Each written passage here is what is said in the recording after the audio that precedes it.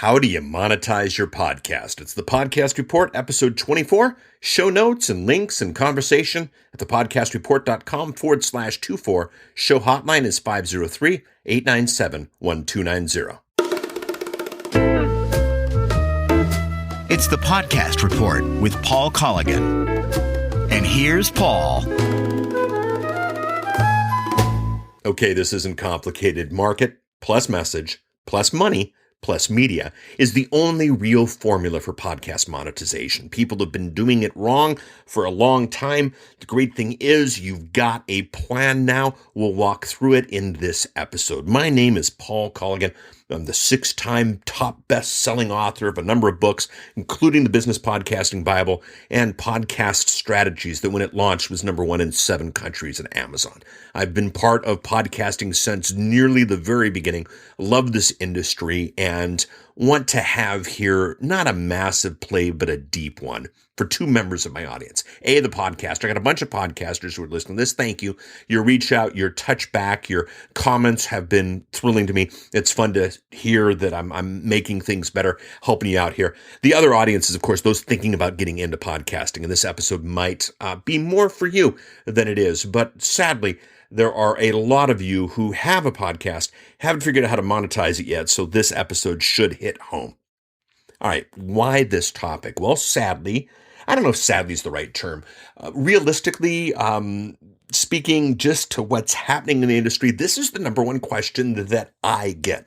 Now, I don't tend to get the technical questions. I don't tend to get the hosting questions. So maybe it's not the #1 question in podcasting, but it's the #1 question I get, and it's huge. How do I make money on my podcast? Paul, I'm at episode 50. I'm at episode 100. I'm in debt. My wife, my husband won't let me spend the money anymore. How do I make money in podcasting? Well, here's the problem. Some of you are pointing in the wrong direction, and you're doing it with, you're doing it with strength. You're doing it with passion. You're doing it with a certain je ne sais quoi. But unfortunately, it's just not working. Now, here's the problem. Some people just aren't thinking. They heard that you podcast your passion, the profits will follow, and we'll hit passion a little bit later.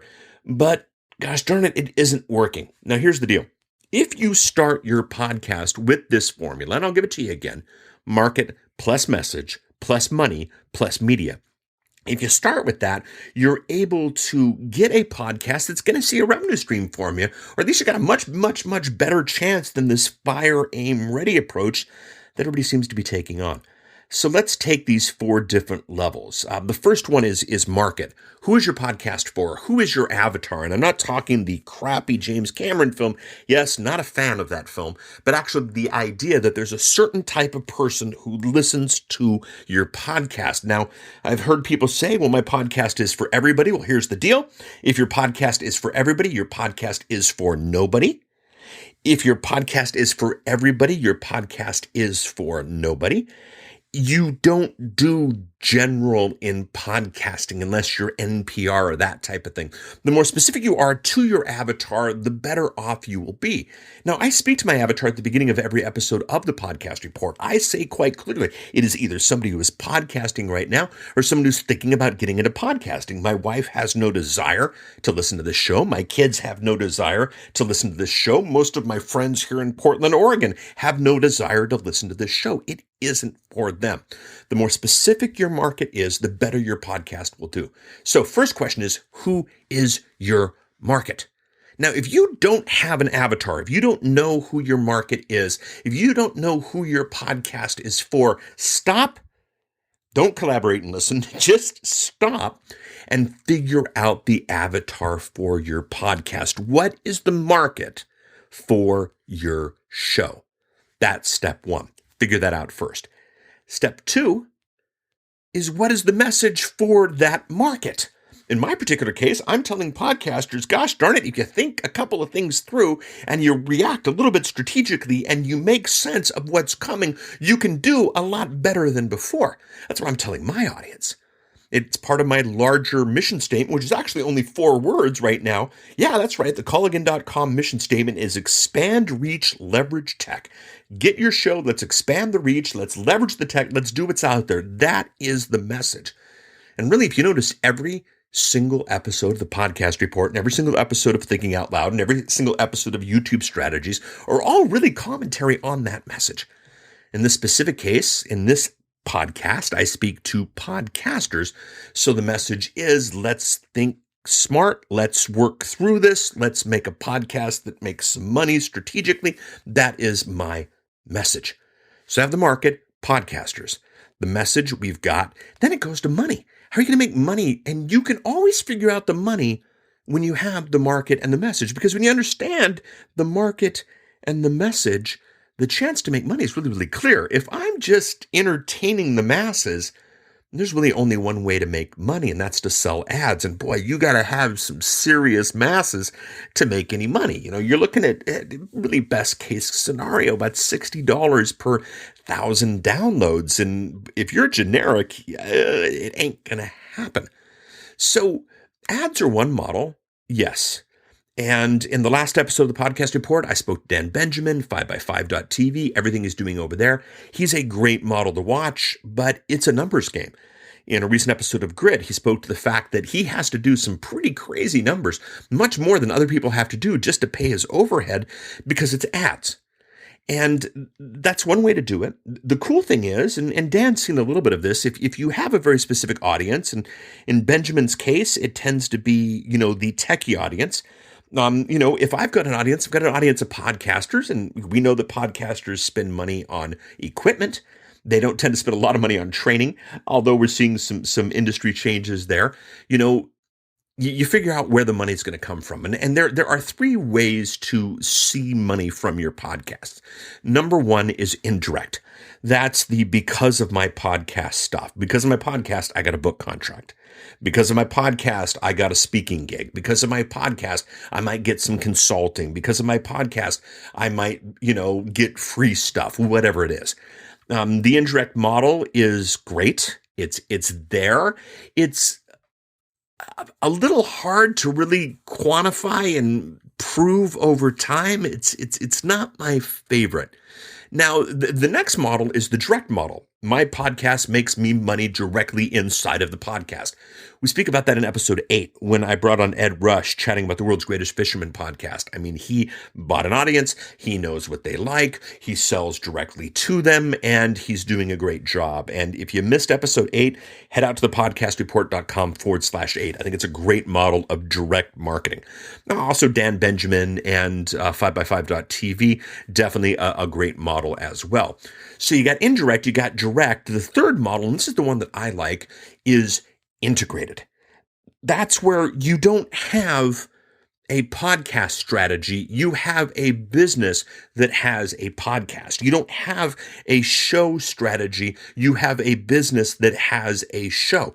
It becomes part of it. In some cases, you never put advertising on it, which deals with some of the things we chatted about last week. In some cases, you put very specific advertising on it, and it sells the larger you. It sells the bigger vision of what it is that you have. And if you look at some of the most successful podcasts, they are all integrated. John Lee Dumas, podcasting star, good friend, great guy.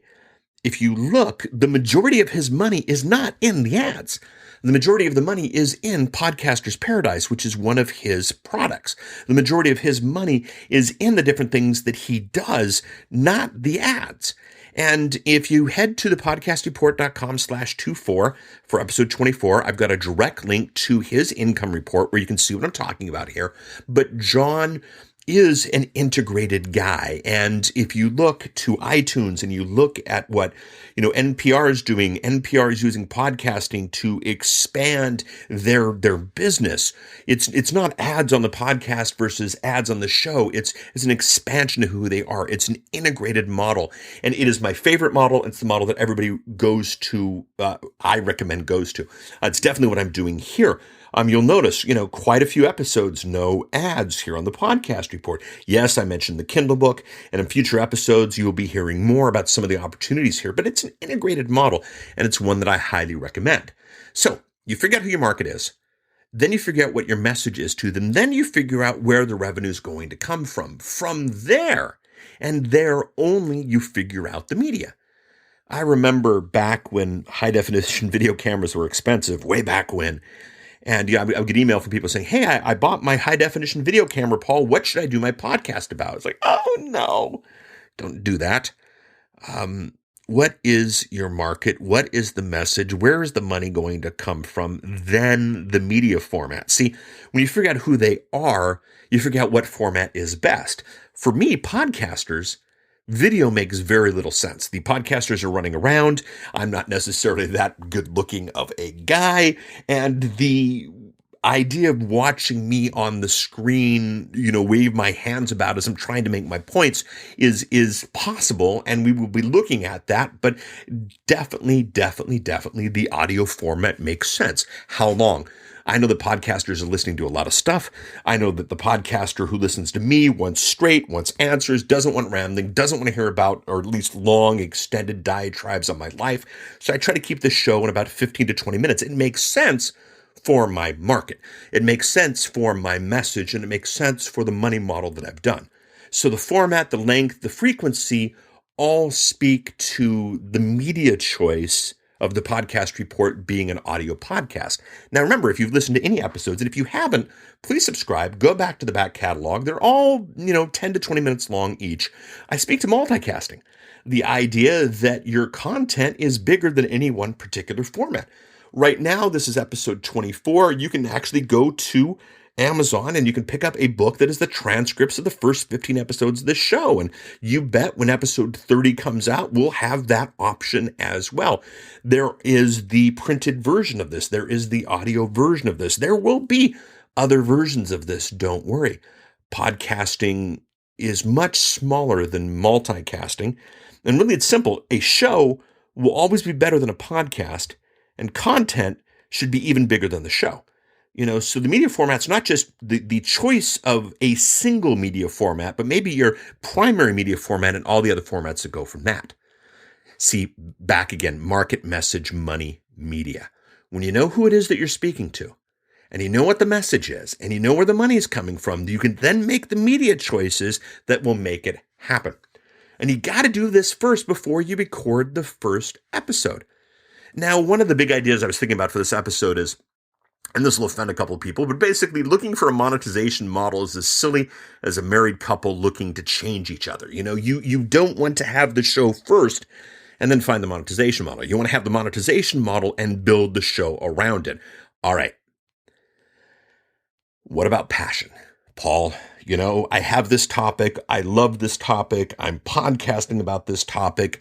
I'm not making any money. What do I do? Okay, this happens. And there have been some who have made money from a passion podcast. They figured some things out, and I've got an idea for you, a method to kind of reboot, if you will, here that we'll chat about it. But podcasting first with passion is a really bad bet.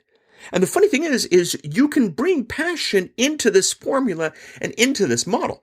Let's say you are passionate about honeybees, or you're passionate about hardbound books, or I'm just kind of looking around the room getting weird ideas here, or you're passionate about dry erase boards or that type of thing.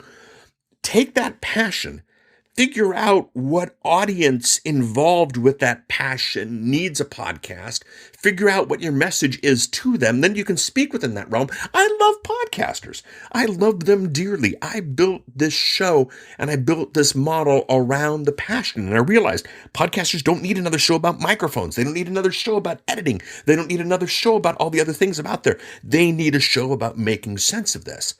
So you can bring a passion to this. I have done that. Now, well, what about those who say, well, you don't have to monetize? Well, I agree. You don't have to monetize. But here's the thing. This is an episode about monetizing. The monetizers should not criticize people who don't want to monetize their podcast.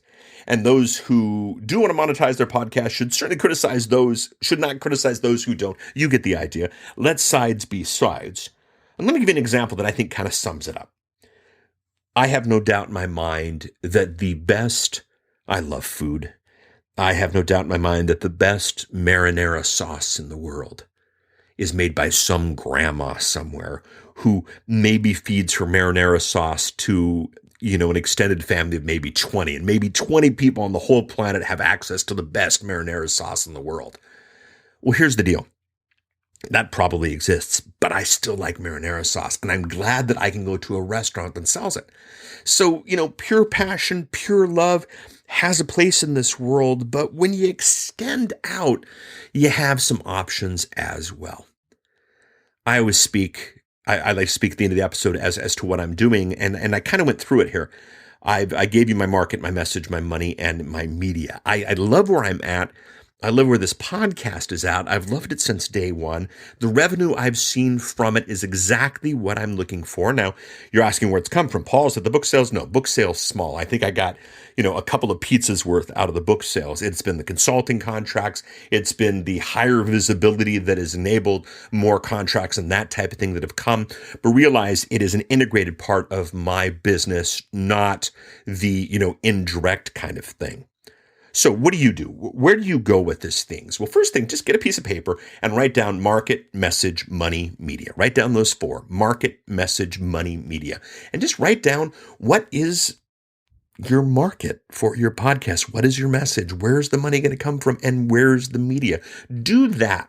I started a thread at Google Groups for podcasting that I've got a link to. So if you go to the podcast report /24, thepodcastreport.com/24, I've got a link to that where you can kind of share and work with some others, and I'll pay attention to that one as well. I think that'll be fun. So Paul, what if I do this and I realize I have to start over? Well, here's the thing. There's actually a great model for that. Michael Hyatt of the book platform, and I can't remember the name of his podcast at the moment. It's the Michael Hyatt podcast. This Is Your Life, or something like that. I can't remember. It doesn't mean it's not good. I listen to it.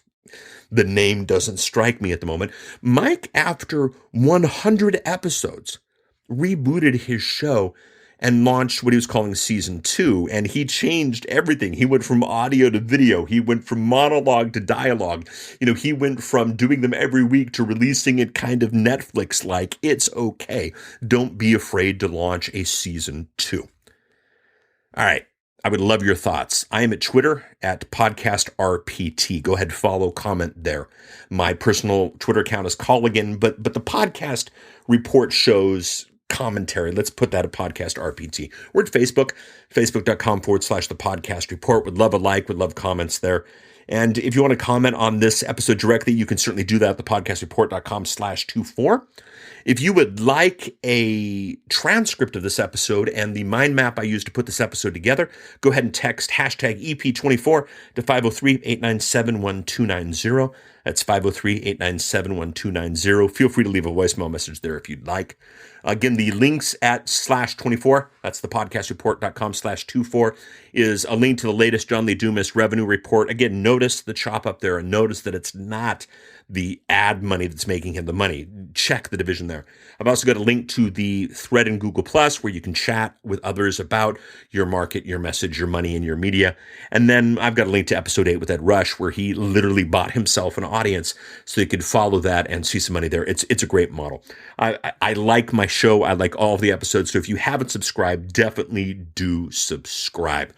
This is the Podcast Report. You can get it at thepodcastreport.com/iTunes/Stitcher/Pocketcasts/TuneIn/Spreaker/Overcast. Not SoundCloud yet. We're working on that. If you would like to review the show, I would love a review at iTunes, I think first, maybe Stitcher after that, maybe Spreaker if you're really, really excited. Those are 3 places you can put a review. I'd love to get an email from you at thepodcastreport@outlook.com. If you'd like to do an ID for the show, basically say who you are, what your show's about, and if they're listening to the Podcast Report, maybe I'll do that instead of the NPR type intro you heard on today's episode. But there we go. This is Paul Colligan. This is the Podcast Report at thepodcastreport.com. Chat with you next week. Can't wait to hear your thoughts. Bye.